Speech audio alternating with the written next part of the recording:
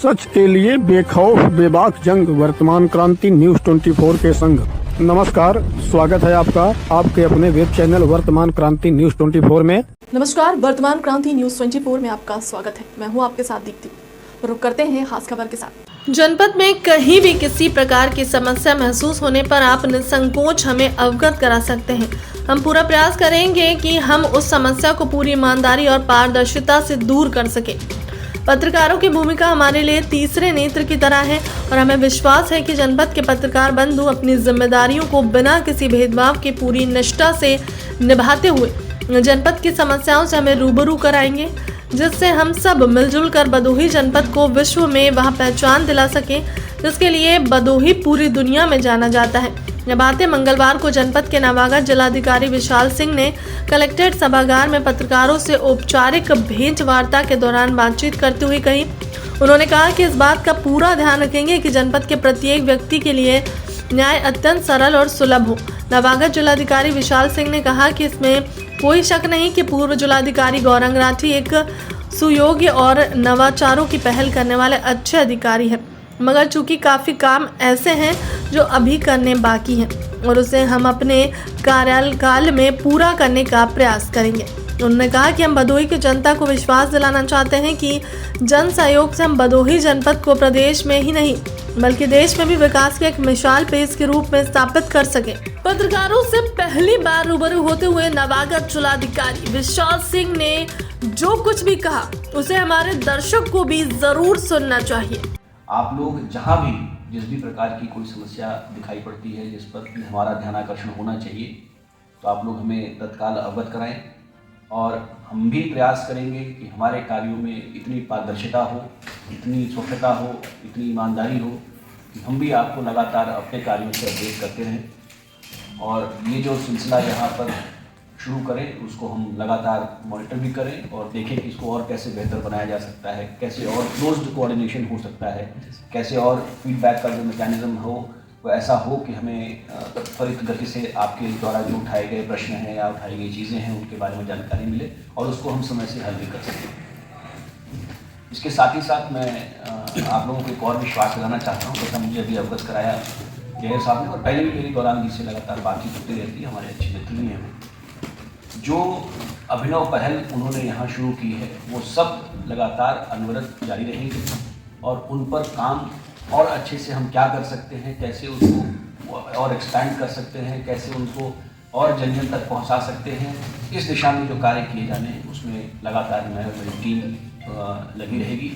और इसके साथ ही साथ मैं प्रयास करूँगा कि और हम लोग क्या बेहतर कर सकते हैं, कहाँ और ज़रूरत है इनोवेशन की, और उसमें आप लोगों का भी सहयोग मुझे चाहिए होगा कि आप हमें टाइमली बता सकें कहाँ पर क्या आवश्यकता है, जनता की कहाँ गैप है हमारे एडमिनिस्ट्रेशन में और जनता की अपेक्षाओं में, तो उसको भी हम लोग लगातार ठीक करेंगे। इन सभी सड़कों को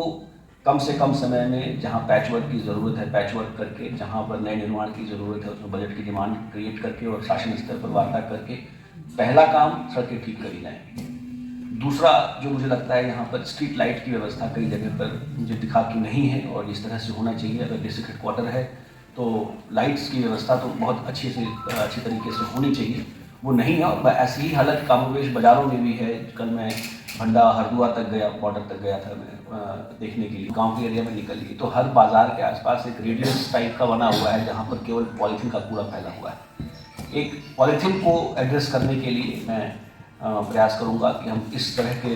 कोई अभियान बना सकें, चला सकें, लोगों को शामिल करते हुए जन सहभागिता के साथ ब्लॉग रन करके या लोगों के साथ वॉलंटरी सपोर्ट लेकर के उनका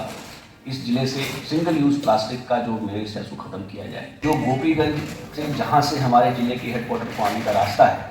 एक तो वहाँ की सफाई व्यवस्था और दूसरा जो उसके नीचे का जो कच्ची जगह है जहाँ पर अभी केवल कूड़ा और तरह तरह के कब्जे और गंदगी पड़ी हुई है, उसको ब्यूटीफाई किया जाए, उसका सौंदर्यीकरण किया जाए। इस विषय में मैंने आज NHAI के जो कंसेशनर हैं उनके द्वारा उनसे वार्ता हुई है। 2-3 दिन में संभवतः उनके PD भी आएंगे और भदोही के अंदर घुसने का जो रास्ता है उसको ब्यूटीफाई करके, सुंदर करके, साफ करके, अच्छी से लाइट्स और उसको स्ट्रीमलाइन करके उस स्थान को सुंदर किया जाए। इसके अतिरिक्त मेरे दिमाग में है, मैं बात करूँगा लोगों से कि अंदर आने का जो रास्ता है उसको हम कैसे थोड़ा बेहतर बना सकते। जो यहाँ पे कल मैं सीतासा महायुद्ध स्थल और सम्राट नागरिक मंदिर उन जगहों को भी मैंने देखा, आने वाले शिवरात्रि के पर्व के हिसाब से भीड़ होगी। उनकी जो व्यवस्थाएं हैं वहाँ पर जो सृजन जो नागरिकों के लिए जो आवश्यक सुविधाएं हैं, मूलभूत आवश्यकताएं हैं, पीने का पानी है, टॉयलेट है, ये सब जगहें और बैठने का स्थान है, स्ट्रीट लाइट्स हैं, ये सारी चीज़ों की जो व्यवस्था है उस पर कुछ कार्य संभवतः किया जा रहा है। बट मैं उसकी डीपीआर मंगवा रहा हूँ, उसको निकाल कर उसको और बढ़िया और बृहद बनाकर पर्यटन विभाग से, धर्मार्थ कार्य विभाग से जहाँ से फंडिंग संभव होगी लेकर उसको और सुविधाजनक बनाने का प्रयास करूँगा। मैं अयोध्या की तरह ही, अयोध्या पूरे उत्तर प्रदेश में पहला जनपद था जहाँ पर कि एक विज़न बनाया गया। वो विज़न हम लोगों ने 1.5 साल में बहुत विस्तार से लोगों से चर्चा करके, हर स्तर पर चर्चा करके हम लोगों ने एक विज़न बनाया और उसमें समाज के सभी जो साझेदार हैं, भागीदार हैं, सबसे उसमें चर्चा की गई थी। और उसके बाद उस चर्चाओं के आधार पर जिले का रूप प्रारूप क्या होना चाहिए, किस चीज़ को यहाँ के लोग विकास मानेंगे, किस चीज़ से यहाँ के लोगों की एक्सेप्टेंस होगी, इंक्लूसिविटी होगी, इन चीज़ों का ध्यान करते हुए विज़न बनाया गया, जिसको बाद में माननीय प्रधानमंत्री जी द्वारा उसको स्वीकृत किया गया और उसके आधार पर ही अयोध्या का विकास हो रहा है। उसी तरह का एक विज़न हम भदोही के लिए बनाएंगे। भदोही का विज़न 2047 में कैसा होना चाहिए, 2047 में जब भारत विकसित हो चुका होगा और भदोही का क्या प्रारूप होना चाहिए, उसकी प्लानिंग हम लोग आज से शुरू करेंगे। इसके लिए मेरी चर्चा उच्च स्तर पर हो भी चुकी है और हफ्ते 10 दिन के अंदर ही इसके लिए टीम भी हमारे पास जो $1 ट्रिलियन इकोनॉमी का मॉडल है उस पर जो कार्य करने वाली टीम है वो यहाँ आएगी और हम यहाँ की कारपेट इंडस्ट्री जो लगातार अभी रसातल में जा रही है संभवतः, और छोटी छोटी कंपनियां ही बची हैं, बाकी बड़ी कंपनियां यहाँ से पानीपत शिफ्ट कर गई हैं, उसकी समस्या क्या है, क्यों ऐसा हो रहा है और क्या कर सकते हैं कि हम वापस कारपेट इंडस्ट्री का जो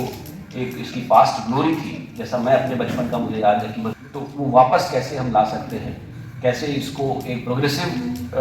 मैन्युफैक्चरिंग हब की तरह डेवलप कर सकते हैं, ताकि हम लोगों को ये बता सकें कि सरकार उनके साथ है। मंशा सरकार की इंडस्ट्रियल डेवलपमेंट की है, मंशा सरकार की यहाँ के जो लुप्त हो रहे हैं, लुप्त प्राय इंडस्ट्रीज़ हैं, लुप्त प्राय प्रोडक्ट्स हैं, उनको रिवाइव करने की है और हम उसके लिए हर तरह का सहयोग उपलब्ध कराने के लिए तैयार हैं। मैंने अपने ऑफिस को बोला है, मैं शीघ्र ही, संभवतः आज ही मेरी एक्मे के साथ में मैंने मीटिंग बुलाई है, उनके साथ परिचर्चा करूंगा, उनकी समस्याओं को समझूंगा और उसके बाद यहाँ का जो विज़न होगा उस पर मुख्य रूप से एक बहुत बड़ा कंपोनेंट उसमें कारपेट इंडस्ट्री का भी होगा और उस पर हम लोग काम करेंगे। फिलहाल के लिए अब तक की खबर में इतना ही। देश दुनिया की तमाम बड़ी खबरों के लिए बने रहे हमारे चैनल के साथ। नमस्कार।